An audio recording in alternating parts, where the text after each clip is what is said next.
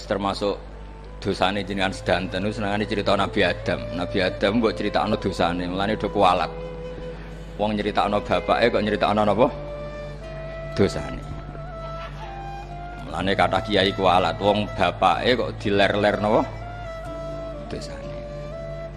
Mulane nak cerita Nabi Adam niki kedah sempurna. Terus niki kula cicil juz tunggal napa wa 'allama Adamal napa?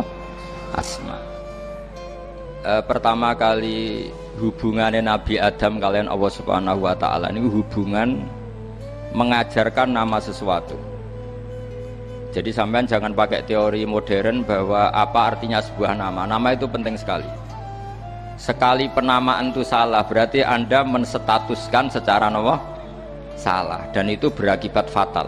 Jadi semua kesalahan manusia mulai periode syirik mensekutukan Allah itu karena kesalahan menyebut apa?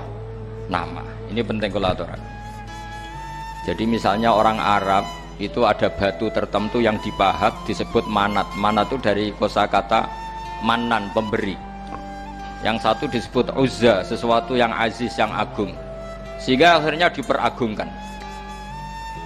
Coba kalau misalnya manat dan lata itu ketemu orang lasem, terus ditanyakan ini batu apa ini? Dari Purwodadi apa dari Mojokerto, yang mahat siapa? Ini irungnya tidak pas, ini matanya kok agak picek.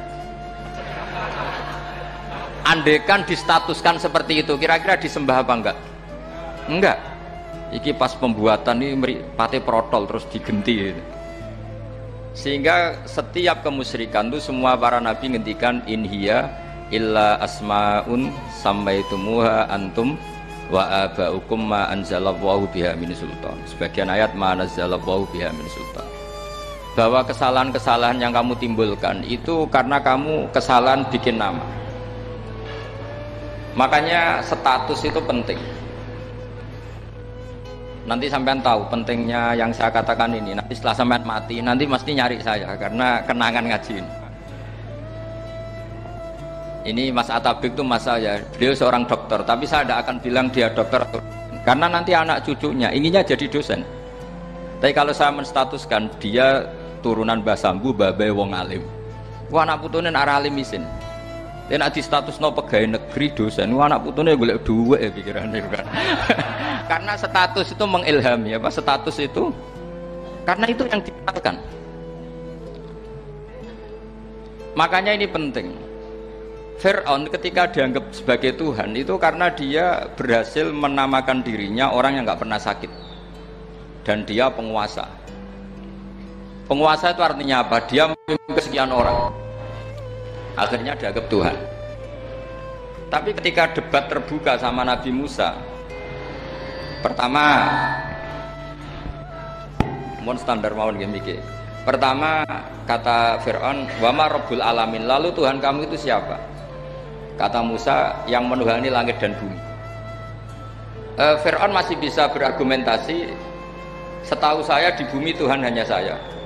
Soal kemungkinan Tuhan Anda di langit, terus Fir'aun nyuruh Haman, ya Haman ibnili sorhal la'ali abluhul asbab as-samawati fa'attali'a ila ilahi Musa. Tapi kalau itu dibuktikan, nanti Musa pasti kalah. Karena kalau Fir'aun naik ke langit, pasti gak melihat Tuhan. Wong yang Nabi saja gak melihat, apalagi Fir'aun. Pasti dia bilang gak ada. Tapi apa yang bisa mengalahkan Fir'aun adalah argumentasi status.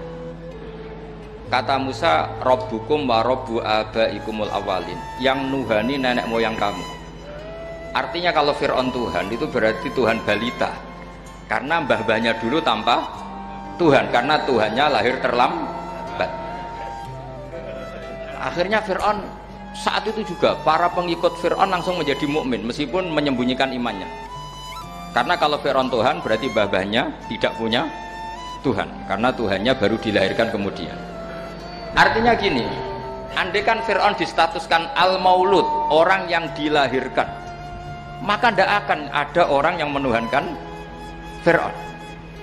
Atau Fir'aun dibahasakan wujida ba'da alam yakun, dia ada setelah dulu-dulunya tidak ada. Apapun hebatnya Donald Trump, apapun hebatnya Cleopatra, apa Fir'aun, semuanya itu wujidu ba'da alam yakunu. Mereka ada dari tidak ada. Yang seperti ini pasti tidak Tuhan. Makanya Allah mengenalkan manusia itu sederhana supaya tidak pernah jadi Tuhan. Hal ata alal insani khinum minad dahri lam yakun syai'am mazkura. Manusia itu siapa? Ya manusia itu makhluk yang ada dari tidak ada. Dengan status itu nggak mungkin kamu Tuhan kan. Ini penting saya utarakan. Jadi buah gerakan Allah itu pasti dimulai salah penamaan. Makanya saya kemarin ketika Mbah Mun intaqala ila rafiqil a'la, ketika beliau wafat, saya bilang ke anak-anak Anwar, statuskan Mbah Mun sebagai orang alim allama al-faqih, muridnya Sayyid Alawi, muridnya Mbah Zubair. Sekali Anda menstatuskan beliau orang besar, tepaan santri sing mau luhur kepengin ditiru besar tok. Nah niru besar tok terus ana santri mau ita itu tok ngerasa gede repot. Sama, makanya saya nggak pernah. Sebenarnya saya tahu Mas Atabik ini mas saya itu dosen saya tahu, tapi saya tidak pernah ngomong dosen. Kalau anak-anak era menjadi wong alim, menjadi dosen malah langsung berarti wong alim, malah celoko mana itu. Jadi karena salah status itu nanti panjang, akibatnya itu panjang. Makanya saya itu sebetulnya ya risih dikatakan Gus Bak itu orang alim, sebenarnya risih. Tapi saya seneng saja. Sing seneng beniru alime, sing hasud takjak kompetisi. Jadi tak nikmati ya. Jadi sing seneng beniru alime, sing ra seneng itu hasud takjak kompetisi, takjak maca tafsir. Nak ra mriyang. Engko ono paling maca primbon mek terjemah. Ini penting. Jadi itu sing disebut wa'allama adamal asma. Makanya Allah itu mengkritik semua kesalahan manusia dimulai dari salah penamaan. Makanya saya kemarin Pak Pilpres sering bilang, kalau presidennya ini maslahat, kalau enggak ini enggak maslahat. Mana ada kemaslahatan ditentukan hanya oleh seorang presiden? Itu tauhid kita di mana? Memang kita secara syariat harus pilih sesuai ijtihad kita, tapi tidak usah dong menggantungkan kesejahteraan sama seorang makhluk, itu tidak boleh. Secara tauhid enggak boleh. Makanya ini penting sekali. Jadi nggak boleh orang salah nama. Kita tetap memilih presiden, milih kiai, milih siapa saja, tapi tidak boleh menstatuskan manusia sama dengan status Tuhan. Itu bahaya sekali dalam ilmu tauhid. Terus yang ketiga, kenapa nama itu penting? Begini, alam yang dipakai Quran, alam itu nama ya, alam mangkul. Semua alam. Wah nanti subuh tak jamin pinter nih. Tapi saya tetap mau setengah jam karena saya tahu sampai subuh pun kira-kira ya tidak pinter, jadi ya setengah jam. Jadi nanti kalau kamu ditanya kenapa tidak pinter, mari Gus Bak mulangi mau setengah jam. Punya alasan. Kalau sampai subuh kok gak pinter kan, goblok banget nanti subuh orang pinter. Ya nak orang-orang bilang gitu. Lah anak saya ngomongin, oh mesti salah metode, gurunya yang salah. Diulang orang pinter-pinter mesti salah sing mulang gitu. Malah repot lagi nanti. Saya beri satu teori bahwa nama itu penting. Rasulullah itu pernah guyon gini. Ini guyon betul, ada di hadis sahih, ada di juz 3 di kitab Bukhari. Allah itu kalau ingin bully, Allah itu suka bully, suka goda orang. Kalau ingin bully orang kafir itu menamakan kekasihnya namanya Muhammad. Makanya Nabi pernah guyon. Ala ta'jabuna kaifa yasrifu wa anni satma quraisin wa la'nahu. Kenapa Anda enggak pernah berpikir bahwa Allah begitu mencintai saya sampai bikin nama untuk saya itu nama yang membingungkan semua orang kafir. Karena kalau Abu Jahal nyari Muhammad mana, itu kalau kamu tahu bahasa Arab berarti artinya kan orang terpuji mana. Padahal Abu Jahal itu menghindari kata orang terpuji. Jadi bingung dia. Muhammad kamu jancuk, coba kamu terjemah. Wahai orang terpuji kamu. Itu kan kacau semua. Makanya Allah itu suka bully. Jadi kata Nabi Muhammad, kamu tahu betapa Allah itu mencintai saya dan bikin bingung orang-orang yang menghujat saya. Karena mereka kalau menghujat saya tetap menamai Muhammad. Itu coba kalau kamu tahu bahasa Arab, mana Muhammad orang yang berarti kira-kira kalau Abu Jahal Misa itu jancuk kamu Muhammad. Berarti artinya apa? Wahai orang terpuji, kamu jancuk. Ini kalimat yang kacau kan? Akhirnya Abu Jahal pinter. Kalau nyari Muhammad bilang gitu, ya mudammam, ainal mudammam. Makanya kata Nabi, yastamu namudammaman wa yal'aunu namudammaman wa ana Muhammad. Akhirnya Abu Jahal kalau nyari Muhammad, ainal mudammam, mana orang yang tercela? Akhirnya orang-orang tanya, mudammam itu siapa? Muhammad itu loh. Akhirnya dia keliru lagi. Ya Muhammad itu loh. Akhirnya ya bilang Muhammad lagi. Jadi kayak apa? Makanya itu saya mangkal kalau sama orang dan anaknya Kiai jenenge Agus, karena ya tetap diceluk Gus. Karena ya saya itu punya teman itu gak Gus, mangkalnya bukan main sama anaknya Kiai. Dia punya cita-cita anaknya nanti dinamai hanya Agus saja, supaya semuanya manggil Gus. Terus nanti yang hasut ya bilang dus lah ya. Kayak kemarin pas pilpres itu macam-macam. Tapi ini penting saya utarakan, jadi nama itu nggak boleh salah, status juga nggak boleh salah. Makanya saya ingin misalnya anaknya Kiai kok jadi pejabat, ya sudahlah jabat itu. Saya betul, saya sampai sekarang dengan Gus Yasin itu ya tetap nyucup. Saya bilang ini putra guru saya, ini Gus saya. Saya tidak pernah membahasakan beliau wakil gubernur. Bahayanya nanti suatu saat, oh ini mantan, kan repot. Jadi ini penting, status itu penting. Orang sekali salah status itu bahaya, ke depan itu bahaya sekali. Karena tadi saya bilang, tadi misalnya banyak kan anaknya orang-orang alim alama, terus anak cucunya jadi dosen atau jadi doktor gitu. Terus ini yang jadi status. Nggak boleh seperti itu. Ya sudah, dokter secara akademik, dia jadi PNS karena kestatusan itu, tapi di keluarga tetap saja status alimnya saja. Atau mudawimul khairi, mudawimut tahajud, mudawimu apalah, ini selalu tahajud, ini selalu deres, ini selalu ibadah. Sehingga anak cucu kita ya kenangannya itu. Anak-anak saya meskipun kecil itu jamaah terus, karena ya saya selalu jamaah. Dan saya melihat kalau anak saya tanya, Pak, kenapa Bapak sholat terus? Ya saya bilang, sepantasnya jadi manusia sujud, cuma selama melok dudunya melok nganggo, pangeran dibayari ya ora gelem. Kata saya gitu, wong nganggo wong ya bayar, lagi nganggo bumine pangeran ra bayar wis anggap aja sujud itu bayar, kata saya gitu. Sehingga merasa sujud itu satu identitas. Ini penting saya utarakan karena tadi saya betul-betul mengenang istilah Allah wa 'allama Adamal asma. Semua kesalahan itu kata para nabi in hiya illa asma'un samaitumuha antum ba'akum. Kita membahasakan dari presiden Amerika, orang terkuat di dunia. Bagaimana mungkin orang terkuat kemudian agak mangan sedino lemes? Hebatnya ning ndi? Iku nak pas mules weteng agak ngising yo lemes. Hebatnya apa? Makanya Allah ketika menerangkan Isa itu tidak Tuhan, itu Allah sederhana cara ngendikan.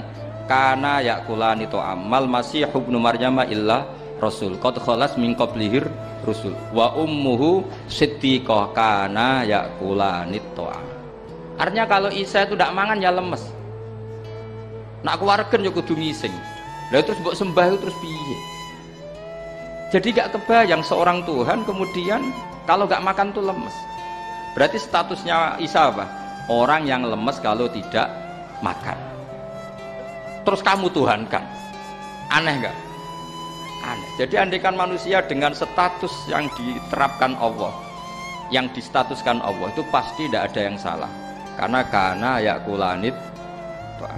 Saya itu insya Allah tidak akan pernah salah nama. Saya punya cerita ya tentang nama itu. Ketika seseorang baik sama tetangga, itu kalau sampean seorang mukmin yang mukhlis, mukmin yang ikhlas, pasti ya karena diperintah Allah. Saya ngajar seperti ini karena diperintah Allah. Baik sama pernah sepuh karena saya turunan Mbah Sambu, ya karena menghormati Mbah Sambu. Itu bagus. Sehingga dulu itu ada ulama, saya berkali-kali cerita, ada ulama punya tetangga itu berdua, anak muda. Ya Ahmad, silahkan ke rumah saya. Datang. Setelah datang ke rumah pemuda tadi, kata pemuda tadi, ya Ahmad silahkan kembali, saya tidak butuh kamu. Kembali Imam Ahmad, dan santai saja.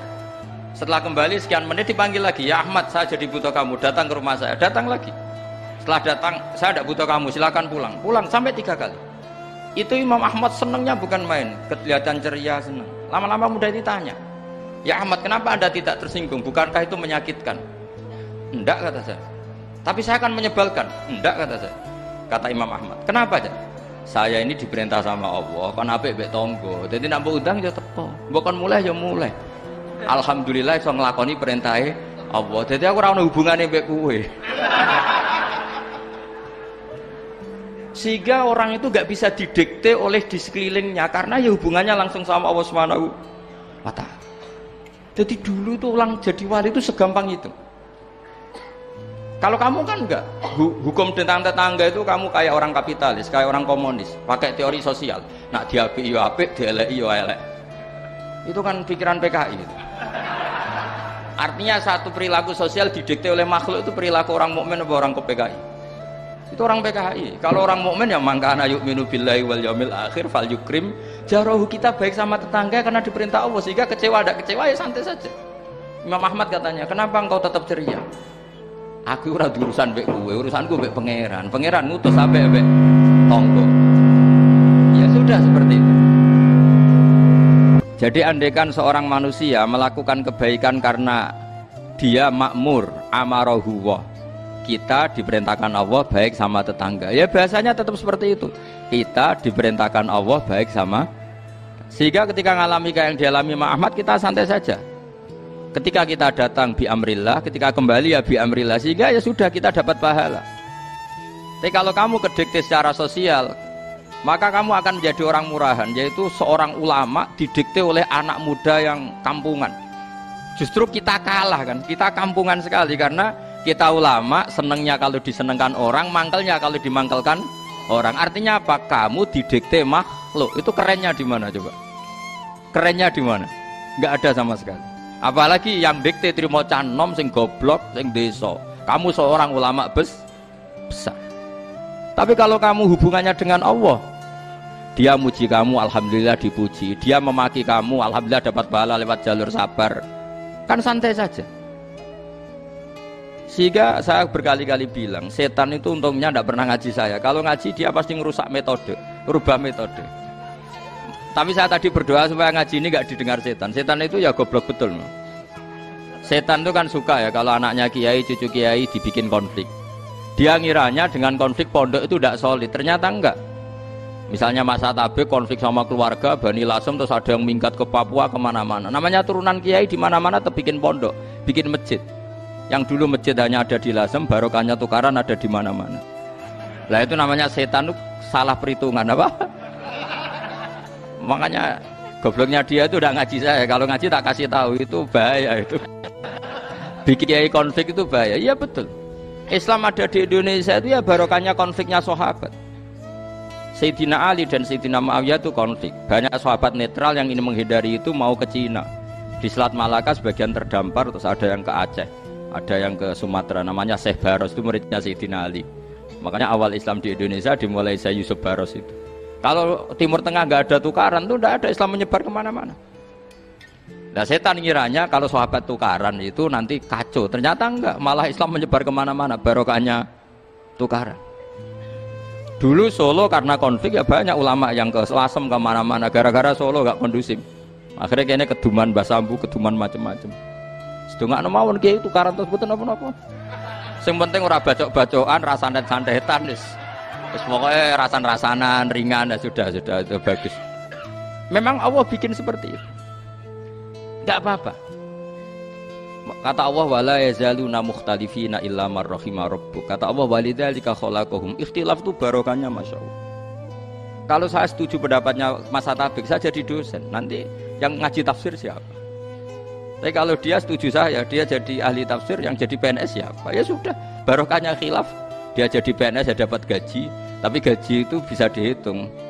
Kalau naik harus tambah prestasi. Kalau saya kiai min haitsu la yahtasib, pasti cepat kaya saya. Karena rezekinya kiai itu tanpa batas. Makanya haji saya itu plus. Saya itu tidak kaya, tapi haji saya haji plus. Masa tapi paling reguler.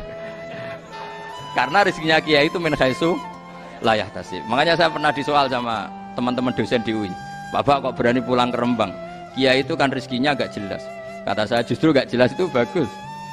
Kalau sampean kan konsisten segitu nilainya, kalau saya enggak. Jadi tak nikmati saja. Karena saya hamba Allah, bukan hamba negara. Kalau hamba Allah ya gaji Allah. Kalau hamba negara ya negara itu negara sama Allah kayak mana? Oh ya sudah pinter berarti sudah. Jadi jangan pernah kita ini salah nama. Kalau salah nama itu bisa panjang. Makanya ada wali itu kalau dongo itu rontok kriminal, tapi malah pangeran seneng. Sampai dalam riwayat itu innahu yudhikuni al yauma salasa marat. Wali itu bisa menertawakan saya 3 kali. Itu kata Allah. Itu kalau dongo itu agak kriminal, tapi mesti mustajab. Tapi kalau kamu niru sudah ada mustajab, karena ini KW, copy paste. Itu kalau dia datang ke Raudhah itu bilang gini wali tadi, ya Allah, saya ingin jadi orang baik. Jika engkau turuti doa saya, maka surra habibuk, kekasihmu ini menjadi senang. Tapi jika saya jadi orang jelek, surra aduwuk, yang senang itu iblis. Sekarang milih mana jenengan, menyenangkan kekasih kamu atau menyenangkan musuh kamu? Itu cuma riwayat. Terus kata Allah bilang ke Nabi Muhammad, karena wali kan ada alam roh, wis kandhani wis mustajab, coba lain itu kayak gue. Segampang itu wali punya hubungan. Saya ulang lagi ya, tapi jangan ditiru. Karena kamu tidak wali, nanti setelah wali niru gak apa-apa. Ya Allah, saya ini ingin jadi orang baik. Kalau saya jadi orang baik, maka surra habibuk, kekasihmu menjadi senang. Kalau saya jadi orang buruk, surra aduwuk, musuh kamu menjadi senang. Tinggal engkau lah sekarang sebagai Tuhan, senang menyenangkan kekasih kamu, menyenangkan musuh kamu. Ya tentu Allah pilihannya kan senang menyenangkan kekasihnya. Terus kata Allah, sudah sampai situ aja doanya, jangan panjang-panjang malah repot. Semudah itu mereka hubungan dengan Allah SWT karena mereka tidak pernah salah nama. Kalau kita kan tidak. Kita tidak mesti walinya, tidak mesti istiqomahnya, kiai saja karena diangkat MUI, bukan karena kiai betul, atau diangkat di struktur kepengurusan NU. Terus doa pakai namanya sendiri, ya Allah, saya ini ngitmai agama sudah lama, mbok ya saya ini jadi gini-gini.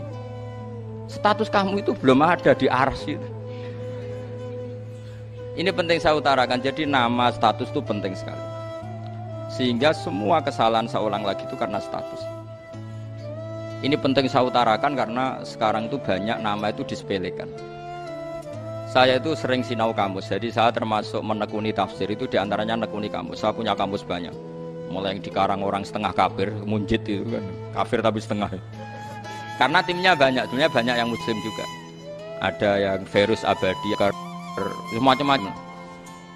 Yang saya kenang dari kamus, diantara kamus yang saya kenang tentu miliknya Said Zabidi, kamus Mukhid itu.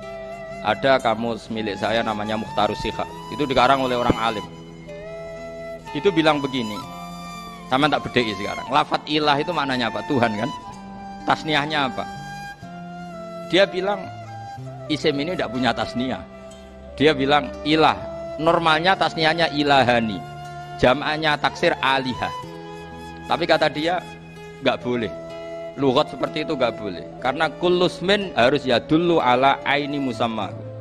Ilah itu nama tunggal untuk Allah, sehingga karena Allah itu tunggal nggak boleh ada tasniahnya ilahani. Karena kalau ilahani berarti kamu nerjemah apa?